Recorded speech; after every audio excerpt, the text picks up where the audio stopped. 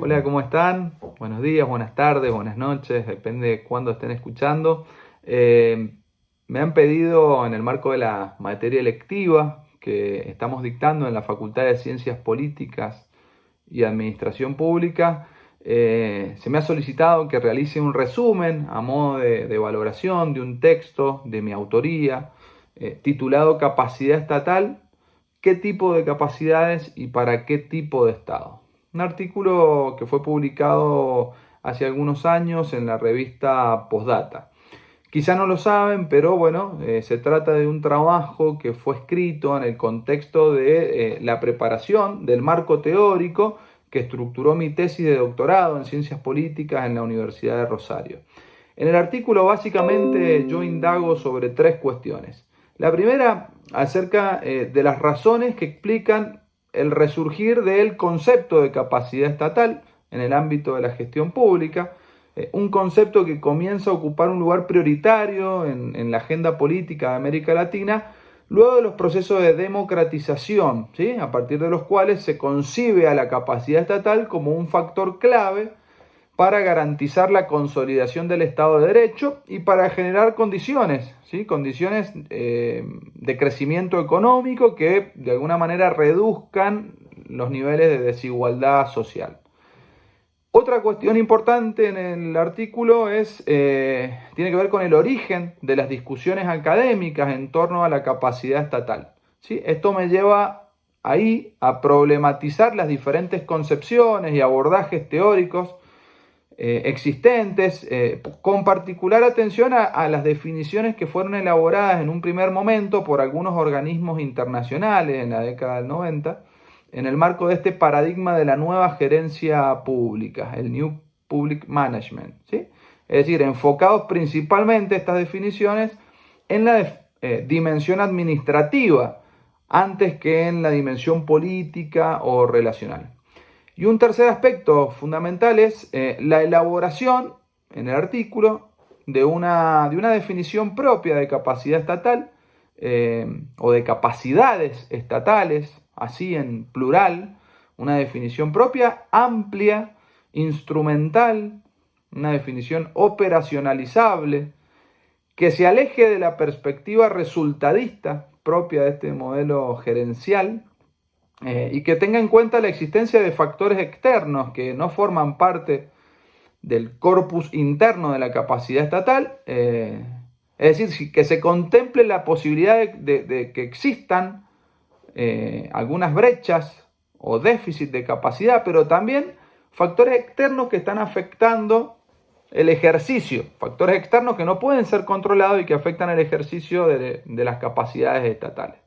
Creo que se trata de una temática muy relevante, muy actual, en un contexto siempre de complejidad social, de emergencia de nuevos problemas de carácter complejo, que deben ser resueltos en gran medida por el Estado, ¿sí? Por el Estado Nacional o por los gobiernos provinciales.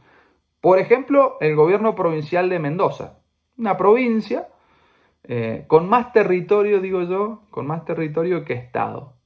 Estamos acostumbrados a veces a pensar a Mendoza como una provincia urbana, o cada vez más conurbada, con mucho Estado, pero pocos y pocas reparan en la existencia de importantes espacios territoriales que están desprovistos de la presencia estatal, y que tienen evidentes desigualdades en el acceso a servicios básicos y de calidad.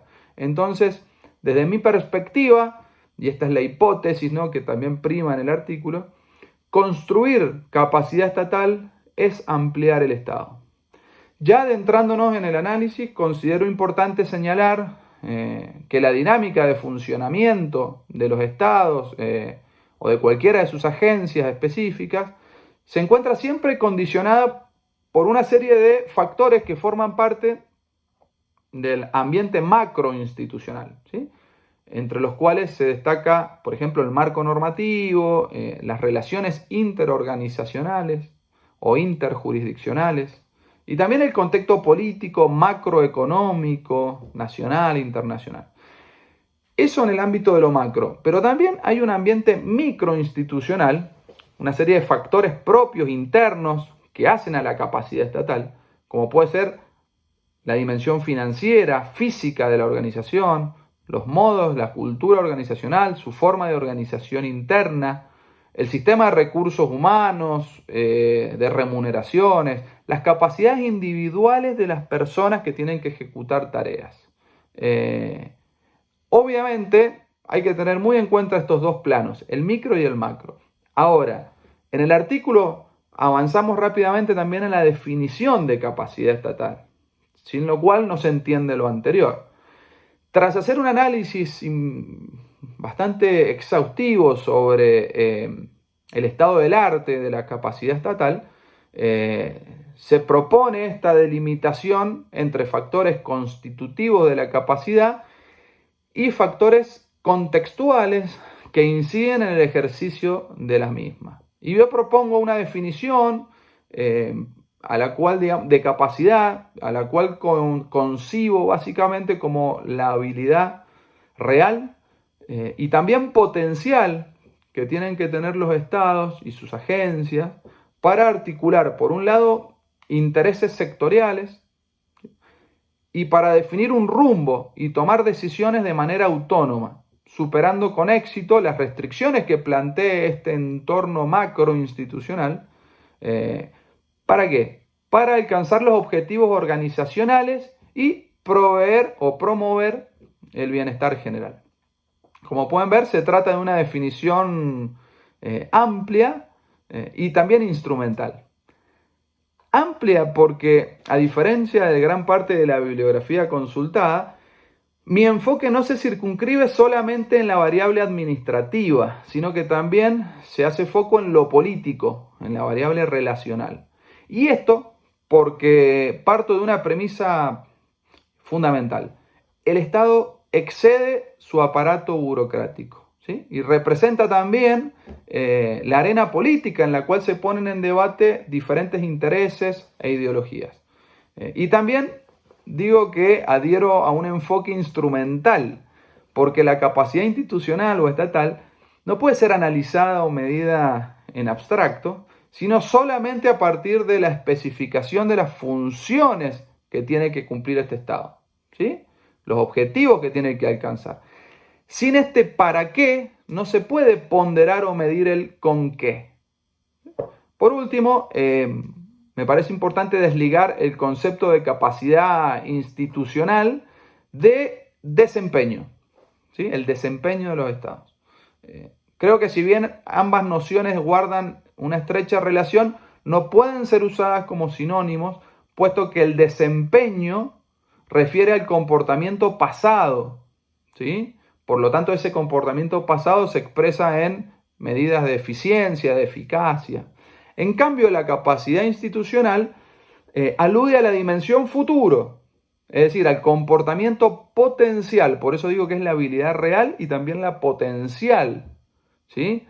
Hay que prestar servicios hoy, pero también tenemos que tener la capacidad de seguirlos prestando en el futuro. Entonces, no significa esto que el desempeño no tenga relevancia, sino más bien que la capacidad estatal no se puede evaluar exclusivamente en base a los resultados que se alcanzaron, ya que puede darse el caso que una institución, un Estado, cuente con las capacidades necesarias y suficientes para promover acciones de manera eficaz, pero que aún así su desempeño sea deficiente, ¿sí? ¿Por qué? Y el desempeño puede ser deficiente porque hay factores externos a la organización, al Estado, que lo están imposibilitando. O también puede ser deficiente el desempeño porque no hay decisión política, no hay voluntad política de avanzar, de cambiar, de accionar, ¿sí? Entonces es importante también la voluntad política, que no se puede reducir al ámbito de la capacidad estatal. Un organismo puede contar con las capacidades necesarias y suficientes para obtener tales y cuales resultados, pero luego los responsables de tomar las decisiones no las toman, deciden esperar, ¿sí? Esto nos señala que los resultados no necesariamente tienen que ver o se corresponden con la capacidad, sino que hay otros factores que también hay que tener en cuenta. Hay muchos encuadres metodológicos para medir, para detectar déficit de capacidad y para corregirlos. Yo en el artículo doy cuenta de algunos de ellos, principalmente una metodología desarrollada por el doctor Alan Tobelem y luego reversionada por un politólogo local, Oscar Oslak, y también por Orellana y otros autores que han utilizado este enfoque. No tiene sentido profundizar en este video al respecto, pero los invito a leer el artículo para tener un conocimiento más acabado sobre este tema. Ya, ahora sí, para finalizar, quisiera realizar una breve reflexión sobre el sentido que entiendo yo debemos otorgar a la capacidad estatal, la cual no debe ser visualizada como algo que se tiene o que no se tiene, sino más bien como algo que se tiene que ejercer y que se tiene que construir, reconstruir, fortalecer de manera permanente y casi siempre, sino de manera asociada con otros actores. En este sentido, por lo general, el cumplimiento de los objetivos estatales depende también de otras organizaciones no estatales, ¿sí? De otros niveles de gobierno tal vez. Razón por la cual debemos sumar a la capacidad administrativa del Estado la capacidad también de generar sinergias, de establecer acuerdos horizontales, interjurisdiccionales, interinstitucionales, acuerdos que se traduzcan en acciones concretas conducentes a alcanzar los objetivos o resultados deseados. En esta tarea de articulación permanente de acciones entre actores no estatales y estatales, creo que resulta central la capacidad del Estado de decidir el rumbo y de tomar decisiones de manera autónoma, especialmente al momento de diseñar y de asignar recursos para la ejecución de políticas públicas, las cuales, estas políticas, deben orientarse exclusivamente a generar mejoras en la calidad de vida de las personas, más allá de las presiones que reciban de estos actores no estatales para favorecer intereses sectoriales. Muchas gracias y a disposición. Que estén muy bien. Saludos.